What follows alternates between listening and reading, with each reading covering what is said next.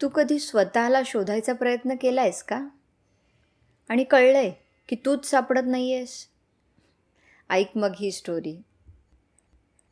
स्मिताचा दिवस नेहमीसारखाच सुरू व्हायचा. गजर वाजायच्या आधीच तिची झोप उघडायची. घरातली सगळी कामं तिच्या डोक्यात आधीच मांडलेली असायची.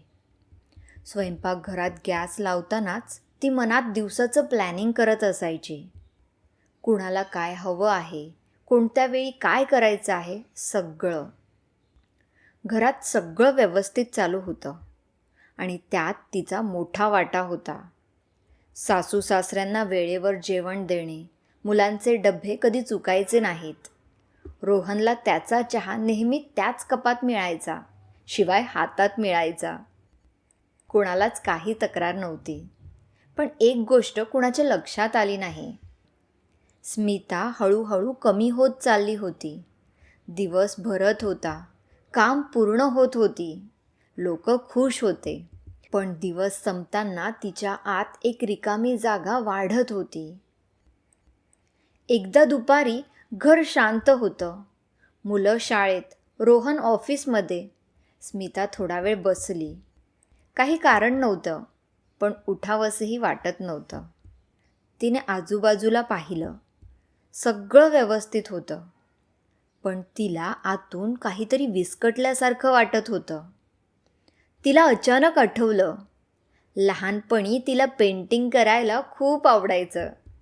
तासनतास रंगांमध्ये हरवून जायची ती. किती वर्ष झाली तिने ब्रश हातात घेतलाच नव्हता. ती स्वतःच हसली. वेळ कुठे आहे आता? आणि ती पुन्हा उठली, नेहमीसारखीच. संध्याकाळी सगळे घरी आले. मुलं आपापल्या गोष्टी सांगत होती. रोहन फोनमध्ये काहीतरी बघत होता. टीव्हीवर काहीतरी सुरू होतं. घर भरलेलं होतं, पण त्या सगळ्या गोंगाटात स्मिता कुठेतरी शांत उभी होती. कुणी विचारलं नाही आणि तिने सांगितलंही नाही. रात्री झोपताना ती थोडा वेळ छताकडे बघत पडली होती. तिला थकवा जाणवत होता, पण तो फक्त शरीराचा नव्हता. पुढचे काही दिवस असेच गेले. फरक इतकाच होता की आता ती स्वतःकडे थोडं लक्ष देऊ लागली होती. ती नोटीस करू लागली. ती प्रत्येक वेळी हो म्हणते, जरी आतून नको वाटत असलं तरी. ती हसते, जरी मनात काहीच नसतं. ती सगळ्यांसाठी अवेलेबल असते, पण स्वतःसाठी कधीच नाही. एक दिवस सासूने नेहमीसारखंच काहीतरी सांगितलं. मुलांनी काही मागितलं. रोहनने एक छोटी रिक्वेस्ट केली आणि स्मिता क्षणभर थांबली. ती लगेच काही बोलली नाही, फक्त स्वतःचं ऐकलं. आणि मग ती शांतपणे म्हणाली, आज नाही जमणार. कुणालाही राग आला नाही, कुणी मोठं काही बोललं नाही, पण त्या दिवशी काहीतरी बदललं स्मितासाठी.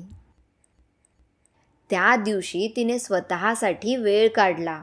काही मोठं केलं नाही, फक्त ती शांत बसली.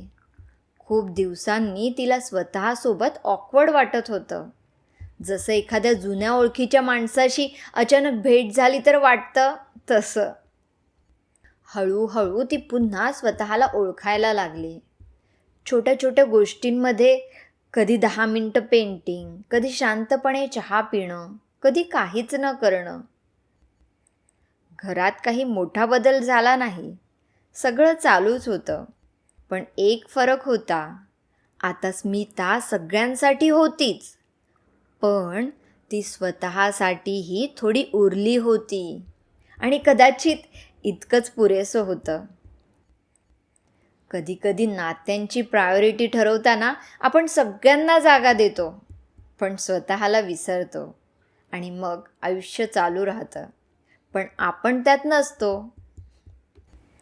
कथा आवडली असेल तर कमेंट करा, लाईक करा, शेअर करा आणि नवीन असाल तर सबस्क्राईब करायला विसरू नका. काळजी घ्या आणि आनंदात राहा. धन्यवाद.